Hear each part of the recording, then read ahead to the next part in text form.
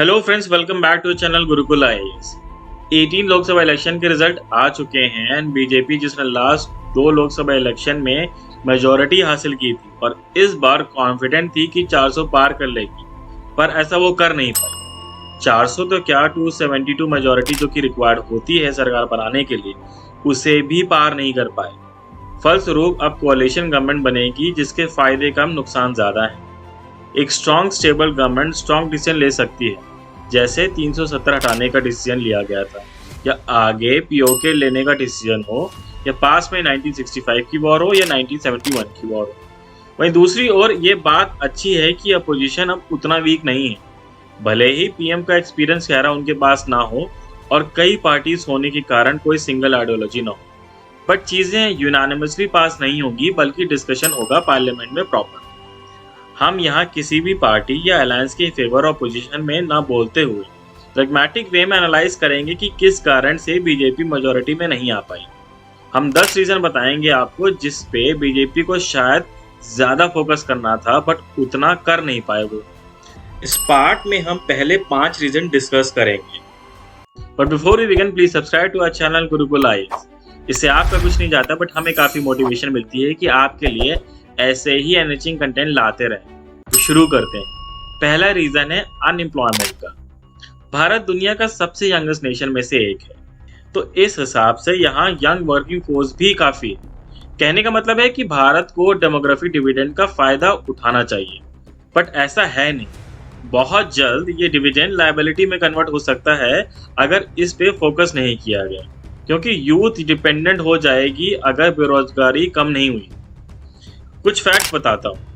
Unemployment rate 15 साल से ऊपर वालों का 13.4% था as per the latest periodic force survey by the ministry of statistics and programme implementation. March 2023 में centre for monitoring Indian economy के हिसाब से बेरोजगारी 8% थी। आईलो की एक रिपोर्ट आई थी जिसपे हमने वीडियो भी बनाया था, उसका लिंक मैं डिस्क्रिप्शन में डाल दूंगा जिससे आपको इस इशू की सीरियसनेस का पता चल सके।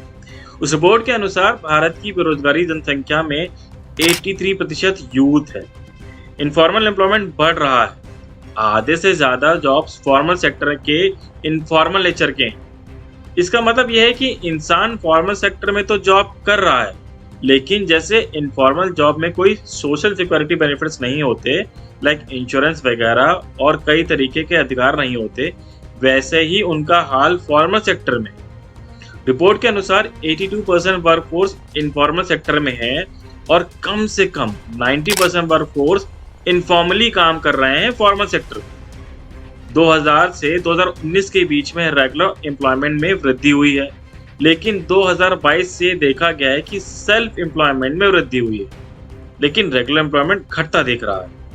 ये अच्छे संकेत नहीं है, क्योंकि रेगुलर एम्प्लॉयमेंट बेटर क्वालिटी देता है, ना सिर्फ जॉब के नजरिए से बल्कि उसके साथ में मिलते हैं सोशल सिक्योरिटी बेनिफिट्स जो कि इंसान के लिए बेहद जरूरी है। Moving to the reason number 2, जो कि है पेपर लीक। ये बहुत बड़ा रीजन निकला बीजेपी की हार का यूपी में। ये वही बीजेपी थी जिसे 71 सीट्स मिली थी 2014 में, 62 सीट्स मिली 2019 में, और इस बार केवल 33 सीट्स। ये गेम चेंजर निकला इंडिया अलायंस के लिए, जहां सपा ने 37 सीट्स जीत ली और लास्ट टाइम केवल 5 सीट जीत पाए थे। यूपी में यूथ ने पेपर लीक की वजह से नहीं चुना बीजेपी को, दो कुछ लोग कहते हैं कास्ट बहुत बड़ा रोल प्ले करता है यूपी में। तो सवाल है कितने पेपर लीक हुए हैं रिसेंट पास्ट में। 2024 में यूपी में पुलिस भर्ती का पेपर आउट हुआ, जिससे 50 लाख से ऊपर छात्र प्रभावित हुए। यूपी में ही आरओ का पेपर लीक हुआ, जिसमें लगभग 11.25 लाख छात्र प्रभावित हुए। फिर अभी झारखंड में पब्लिक सर्विस कमीशन का पेपर लीक हुआ, जिसकी फुटेज भी आई थी। बीपीएससी का पेपर लीक।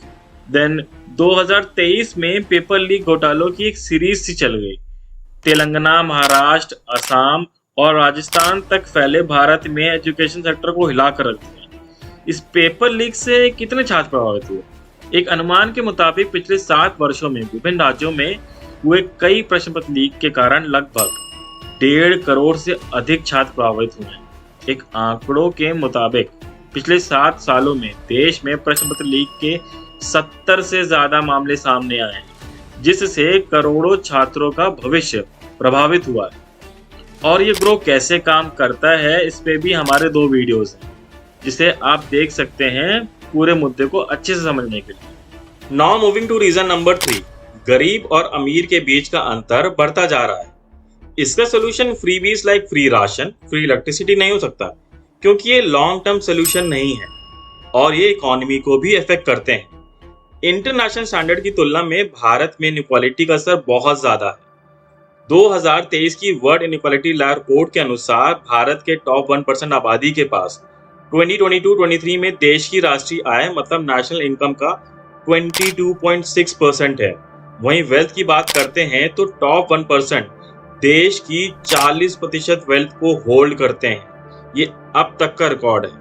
इनफैक्ट ये इंटर वॉर कॉलोनियल पीरियड के टाइम से भी ज्यादा है, जब टॉप 1% के पास लगभग 20 से 21% हिस्सा था। भारत में टॉप 1% की जो इनकम शेयर है वो दुनिया में सबसे ज्यादा है। यहाँ तक कि दक्षिण अफ्रीका, ब्राजील और अमेरिका भी पीछे है इस मामले में भारत से। 2017 की ऑक्सफैम रिपोर्ट में पाया गया कि भारत की आबादी के सबसे अमीर 10% लोग देश की 80% संपत्ति को कंट्रोल करते हैं, जबकि केवल 16 लोगों की संपत्ति भारत के 60 करोड़ लोगों की संपत्ति के बराबर है। तो कहने का मतलब है अमीर और अमीर होता जा रहा है, गरीब और गरीब होता जा रहा है। भले ही जीडीपी के नंबर से हम खुश हो लें, but quality of life matter करती है after all. Now moving to the reason number 4, जो कि है क्रिमिनलाइजेशन ऑफ पॉलिटिक्स। इस पे कहेंगे तो सेपरेट वीडियो बना दूंगा, बट अभी ब्रीफ में बता देता हूँ। एडीआर की लेटेस्ट रिपोर्ट के अनुसार लोकसभा और राज्यसभा की 763 मौजूदा सांसदों में से 306 मतलब 40% ने अपने खिलाफ हत्या और महिलाओं के खिलाफ अपराध इस तरीके के क्रिमिनल वाले मामले डिक्लेयर किए हैं। एडीआर की फाइंडिंग्स में राजनीतिक दलों के अनुसार इन आंकड़ों को भी विभाजित किया गया है। उल्लेखनीय रूप से भारत में रूलिंग पार्टी जो कि भारतीय जनता पार्टी है, उनके 385 सांसदों में से 139 के खिलाफ आपराधिक मामले दर्ज हैं। लिस्ट आप पॉज करके देख सकते हैं कि कितने क्रिमिनल केसेस हैं किस पार्टी के। मैं ऐसा बिल्कुल नहीं कह रहा कि ये सिर्फ बीजेपी के एमपीज के खिलाफ ही क्रिमिनल केसेस हैं। ये कांग्रेस, एसपी, बीएसपी और ऐसे केसेस बाकी पार्टियों में भी हैं। बट लखीमपुर खीरी केस हो या उन्नाव रेप केस, जिससे सभी का दिल दहल गया जब 17 साल की बच्ची के साथ गैंग रेप होता है। सब पता होने के बाद भी ना सरकार ना पुलिस कुछ करती है। फिर ब्रिजभूषण वाला इशू, जिसमें famous sports person Bajrang Punia, Sakshi Malik जैसे रेप्यूटेड स्पोर्ट्स पर्सन धरने पर बैठते हैं और उसके बाद भी सरकार कोई एक्शन नहीं लेती है। एंड में ये लोग संन्यास की घोषणा करते हैं, तब सरकार प्रेशर में आके थोड़ा बहुत लीक पीट देती है। ये सब इतना ज्यादा हाइप हुआ कि लोगों का रुझान बीजेपी की तरफ थोड़ा पहले से कम हो गया। Now moving to the reason number 5, इस बार बीजेपी ने southern states like Tamil Nadu and Kerala पर फोकस ज्यादा किया। इसके कारण उन्हें हेवी डिफीट्स फेस करनी पड़ी यूपी और राजस्थान जैसे स्टेट्स में। अगर आंकड़ों की बात करें तो 132 सीट्स हैं साउथ में, जिनमें से 91 सीट्स आज तक बीजेपी नहीं जीत पाया है। तो बीजेपी को लगा कि अगर 400 पार करना है तो इसके लिए सदर्न स्टेट पर फोकस जरूरी है, और ये बात थी भी सही। फिर उन्हें लगा कि काशी विश्वनाथ कॉरिडोर, राम मंदिर और महाकाल कॉरिडोर ये सब बनवा ही दिया है, तो नॉर्थ में उनकी पकड़ मजबूत है पहले से। ये सब काम बिल्कुल अच्छे हुए, टूरिज्म बढ़ेगा, इससे नौकरी भी मिलेगी, बट कितने %? क्योंकि मेजॉरिटी तो पढ़ रहे हैं ग्रुप बी सी डी नौकरी के लिए। कहने का मतलब है कि जब पेट में रोटी होगी तभी धर्म की रक्षा कर पाएंगे लोग। ऑनलाइन योद्धा बनने के बाद ऑफलाइन घर की जिम्मेदारी भी एक कॉमन मैन के कंधों पर ही होती है। खैर, साउथ की बात करते हैं तो केरला, तमिलनाडु और कर्नाटका, इन सभी जगह बीजेपी का परफॉर्मेंस काफी बेकार रहा। ये मैंने इलेक्शन रिजल्ट वाले वीडियो में भी बताया है, जिसे आप देख सकते हैं फॉर बेटर अंडरस्टैंडिंग। परफॉर्मेंस की बात करें तो तमिलनाडु में डीएमके जीता विद 22 सीट्स, वहीं कांग्रेस को 9 सीट मिली। बीजेपी को एक भी सीट नहीं मिल पाई। केरला की सीट्स की बात करें तो Congress as usual with 14 seats, वहीं बीजेपी का खाता खुला 1 सीट के साथ, जो कि सेलिब्रिटी सुरेश गोपी जी की थी। कर्नाटका में भी बीजेपी को लॉस हुआ, उनकी 17 सीट्स आई जो कि 25 थी 2019 में, वहीं कांग्रेस को 9 सीट मिली। बस उड़ीसा में 21 में से 20 सीट्स जीत पाई बीजेपी। तो स्ट्रैटेजी सही तरीके से काम नहीं कर पाई। तो आपका क्या मानना है 5 रीजंस को लेकर? आपके अकॉर्डिंग भी यही रीजंस हैं या आप मानते हैं कि कोई और रीजंस है इसके लिए? क्या ये एंटी इनकम्बेंसी तो नहीं है? सिंस नरेंद्र मोदी ऑलरेडी 2 बार पीएम बन चुके थे, तो विनिंग परसेंटेज तो गिरेगा ही और लोगों को भी कुछ नया चाहिए। लिखिएगा कमेंट सेक्शन में ज़रूर, क्योंकि आपकी राय मैटर करती है। और इस वीडियो को जितना हो सके उतना शेयर कीजिएगा ताकि लोगों को भी अवेयरनेस आ सके। Please like share and subscribe. यार आप लोग सब्सक्राइब नहीं करते, ये सिर्फ 0.3% है। करोगे तो नोटिफिकेशन मिलती रहेगी और हमें भी मोटिवेशन मिलेगा कि आपके लिए ऐसे ही एनरिचिंग वीडियोस लाते रहें। Till then stay tuned to your channel Gurukul IAS। Thank you, जय हिंद, god bless and bless you.